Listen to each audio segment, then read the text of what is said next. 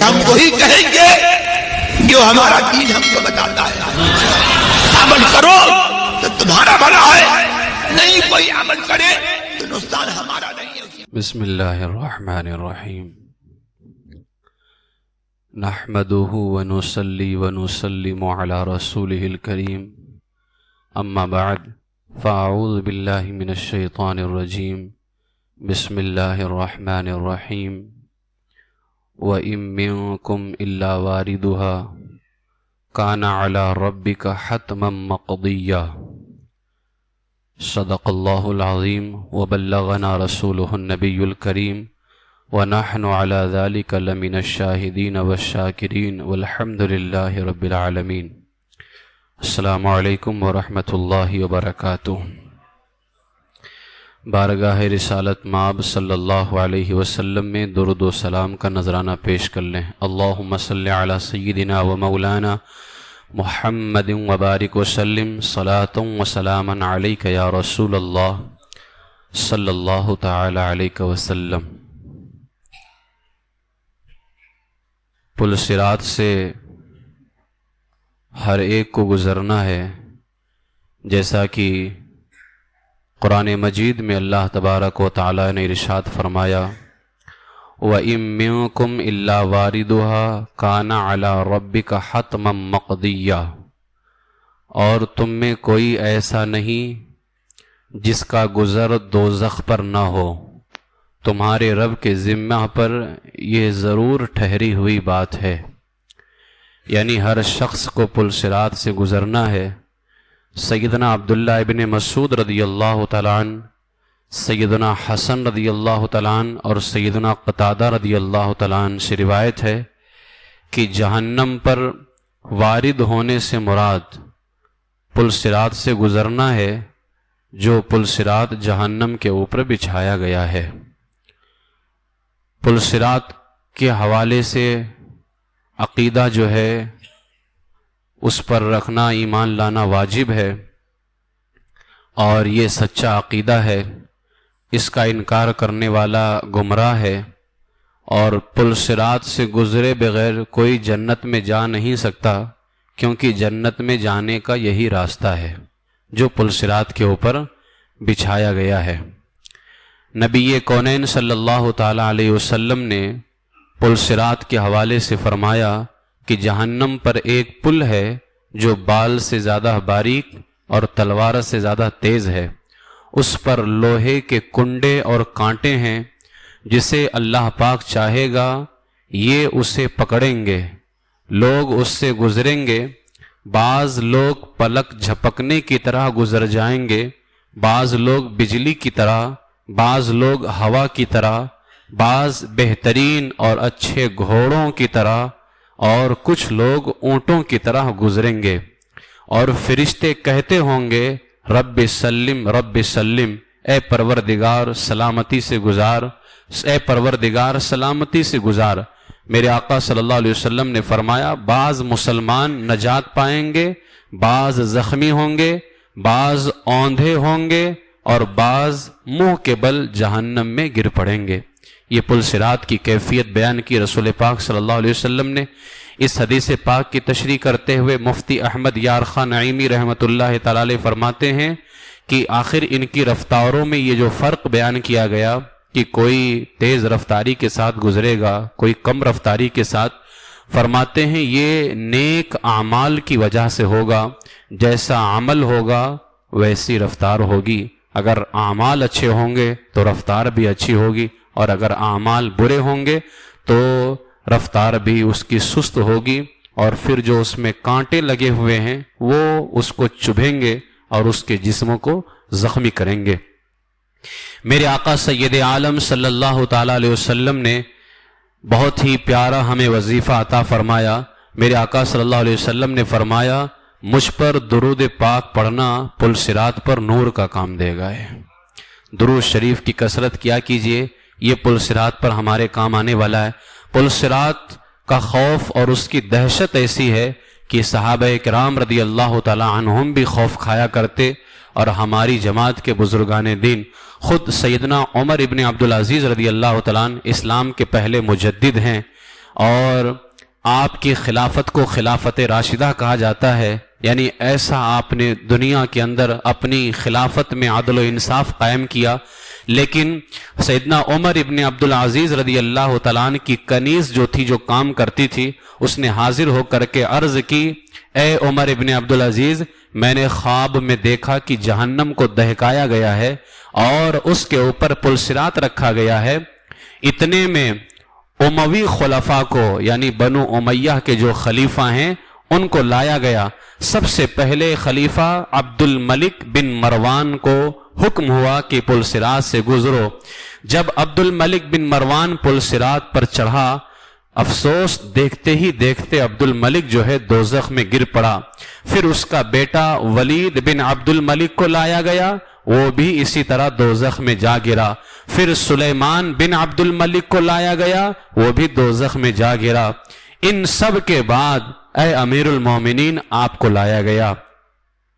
3 لوگوں کے بارے میں کنیز نے کہا کہ وہ پل صراط پر لائے گئے تو وہ دوزخ میں گر گئے، اس کے بعد آپ کو لایا گیا۔ بس اتنا سننا تھا کہ سیدنا عمر ابن عبدالعزیز رضی اللہ تعالیٰ عنہ نے خوف زدہ ہو کر کے چیخ ماری اور گر پڑے۔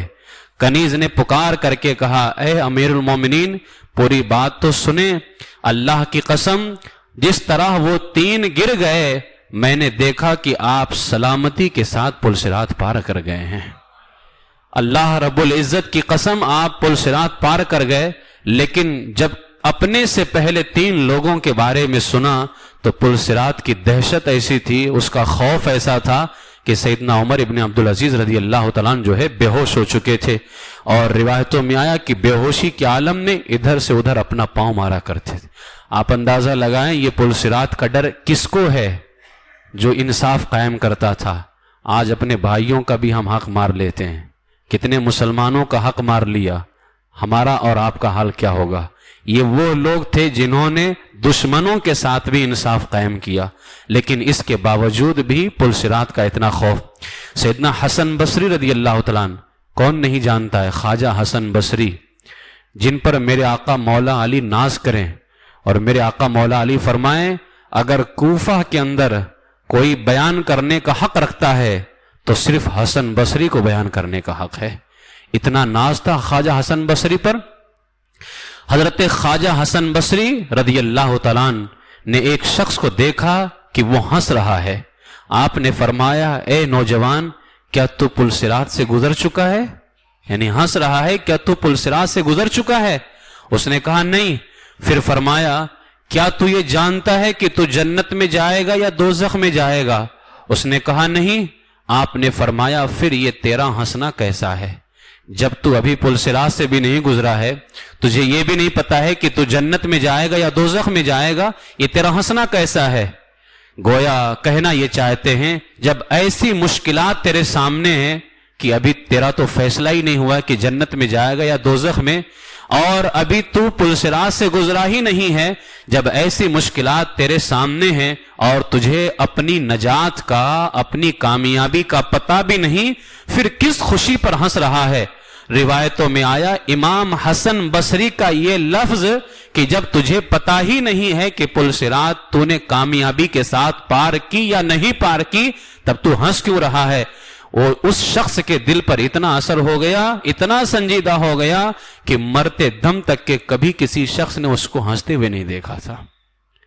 آپ اندازہ لگائیں کہ پل صراط کا خوف پہلے کتنا لوگوں کے اندر ہوتا تھا۔ یقیناً آج ہم لوگ جو ہے صرف سنتے ہیں اور وہ ہمارے سر کے اوپر سے چلا جاتا ہے، سوچتے ہیں یہ کسی اور کے ساتھ پیش آنے والا ہے، نہیں، یہ ہمارے ساتھ ہی پیش آنے والا ہے۔ پل صراط سے کوئی اور نہیں، ہم ہی کو گزرنا ہوگا۔ اللہ تعالیٰ نے فرمایا کہ پل صراط سے ہر ایک کو گزارا جائے گا۔ سیدنا عبداللہ ابن مسعود رضی اللہ تعالیٰ عنہ فرماتے ہیں تعجب ہے اس ہنسنے والے پر جس کے پیچھے جہنم ہے، اور حیرت ہے اس خوشی منانے والے پر جس کے پیچھے موت ہے۔ اور امی جان سیدہ حفصہ رضی اللہ تعالیٰ عنہ سے مروی ہے کہ رسول پاک نے فرمایا مجھے امید ہے کہ جو غزوہ بدر اور حدیبیہ میں حاضر تھے وہ آگ میں داخل نہیں ہوں گے۔ امی جان کہتی ہیں میں نے عرض کی یا رسول اللہ آپ تو کہتے ہیں کہ جو غزوہ بدر میں یا حدیبیہ میں شامل ہوا ہے وہ دوزخ میں نہیں جائے گا، جبکہ اللہ تعالیٰ تو قرآن میں فرماتا ہے وَإِن مِّنكُمْ إِلَّا وَارِدُهَا، کہ تم میں سے ہر شخص کو دوزخ کے اوپر سے گزرنا ہوگا۔ تو میرے آقا علیہ الصلوۃ والسلام نے فرمایا اے حفصہ کیا تم نے یہ نہیں سنا، یعنی اگر دوزخ کے اوپر کچھ لوگوں کے لیے مصیبت ہے تو اسی پل صراط کے اوپر کچھ لوگوں کے لیے مصیبت ہے تو اسی پل صراط پر کچھ لوگوں کو اللہ کامیابی بھی عطا فرمائے گا۔ کن لوگوں کو اللہ کامیابی دے گا؟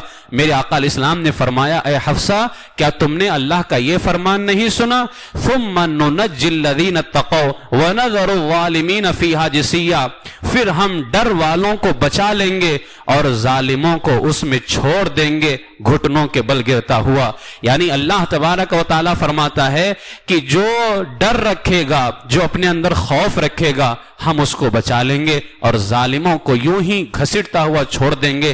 آپ اندازہ لگاؤ ہمارے اندر ڈر ہے یا نہیں؟ اگر پل صراط پر کامیابی سے گزرنا چاہتے ہو اپنے اندر ڈر رکھو، اپنے اندر اللہ کا خوف پیدا کرو۔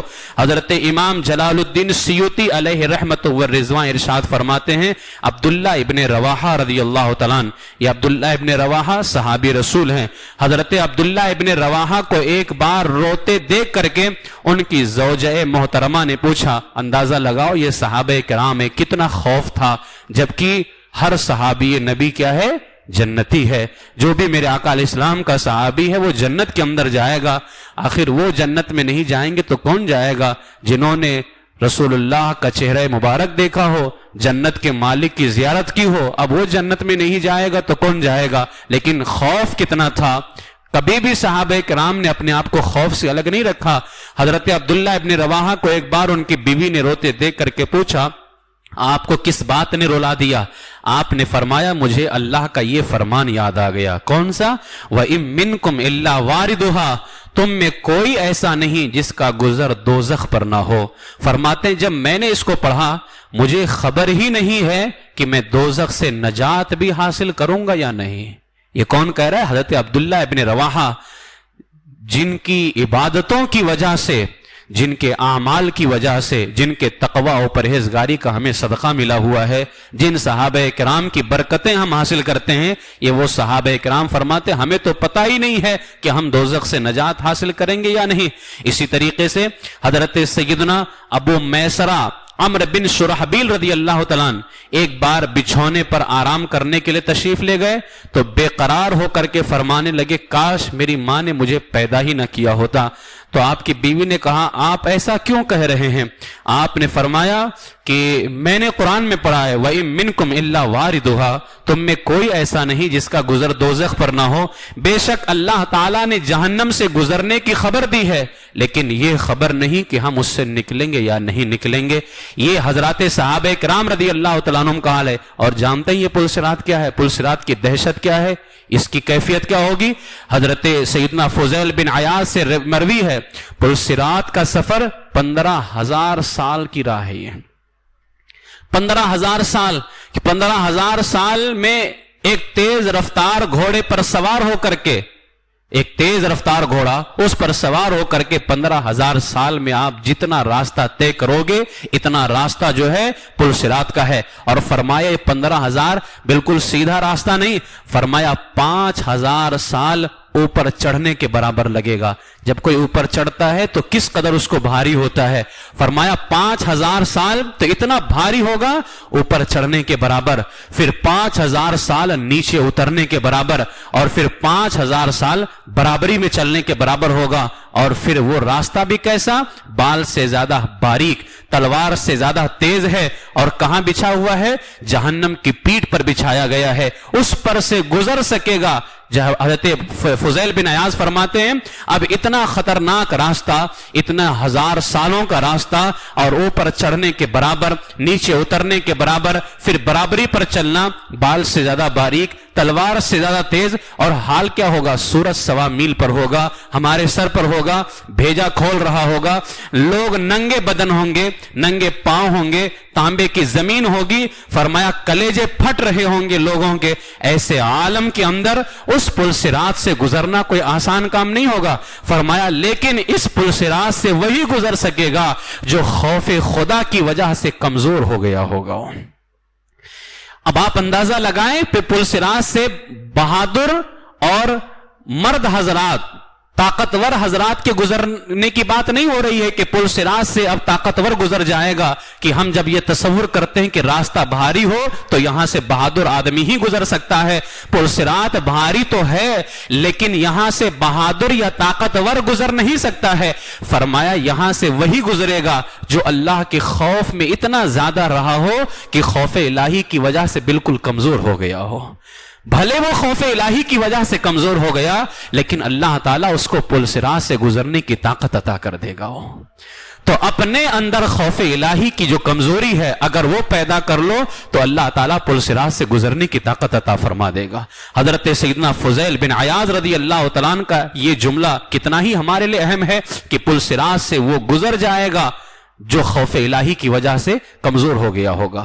اس لیے پل صراط بہت ہی بھاری ہے، پل صراط کی دہشت، پل صراط کا خوف بہت خطرناک ہے۔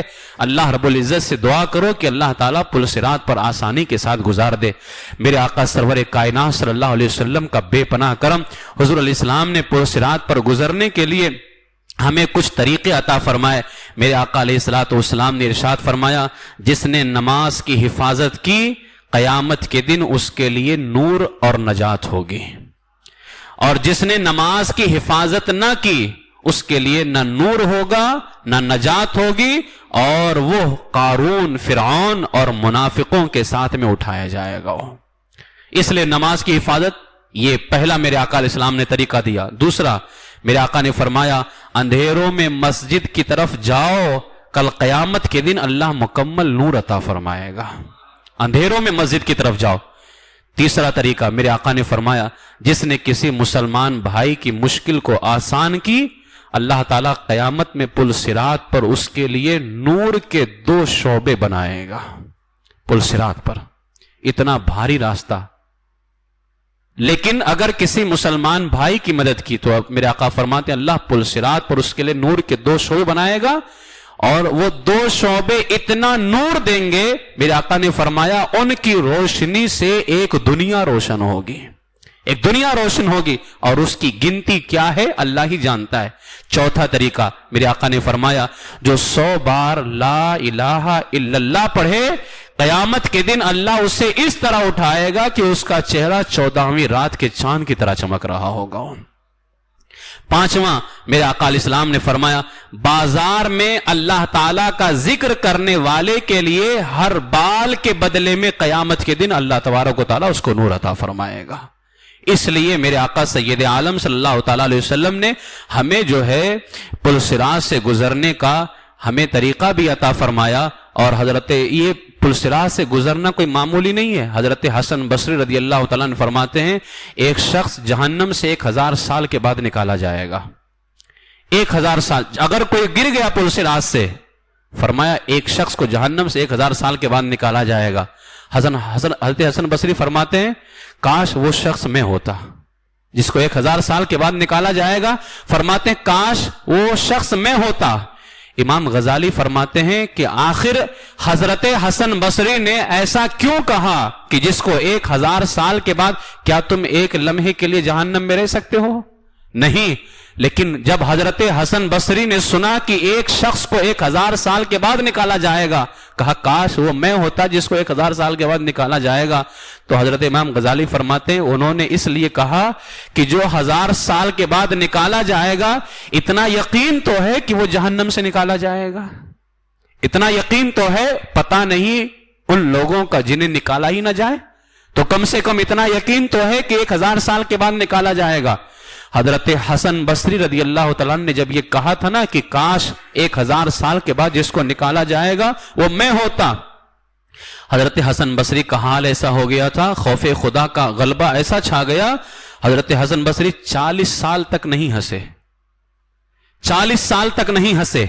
और जहां हजरत हसन बसरी बैठे होते तो बैठा देखकर ऐसे पता चलता गोया कि एक कैदी बैठा हुआ है, डरता हुआ, एक कैदी जिसे गर्दन मारने के लिए लाया गया हो और यह डर की वजह से बैठा हो।